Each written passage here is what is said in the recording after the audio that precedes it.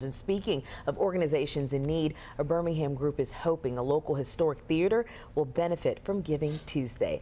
The Lyric Theater first opened in 1914 as one of the finest vaudeville houses in the Southeast. A local effort is already underway to restore the theater, and so far the group has raised 97% of its $7 million goal. Kalisha Whitman talked with organizers today who are hoping Giving Tuesday will get them closer to their goal.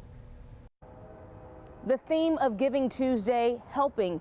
The mayor of Birmingham issued a proclamation and made it an official day. People at the Lyric hoped everyone would be generous. Through the cobwebs. He died waiting for his cue. And dead spiders. Killed on stage, but died waiting for his cue, right? Something like that. Glennie Brock. I'm the volunteer coordinator with Birmingham Landmarks, which is the nonprofit organization that owns the Alabama Theater and the Lyric Theater. Sees what the Lyric could be and recalls what it was at one time. A lot of the giants, such as they were of early 20th century show business, performed here. Buster Keaton with his family, the Marx Brothers, Mae West. Roy Rogers was here and brought Trigger. Milton Berle was here as a young stand-up comedian at a point in his career when he would bring his mother with him on tour, and she would be a planted heckler in the audience. Before integration, it was the only theater in Birmingham where blacks and whites could see the same show. During segregation, all the theaters on 2nd and 3rd were white theaters. All the theaters on 4th were black theaters. The Lyric was the first and for a long time the only theater where black and white audiences saw the same show at the same time for the same price.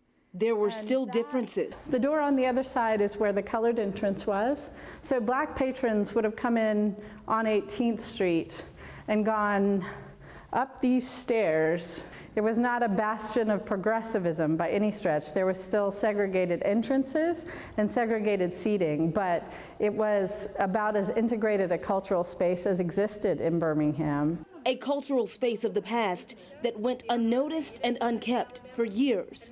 Now, the lights at the Lyric are on.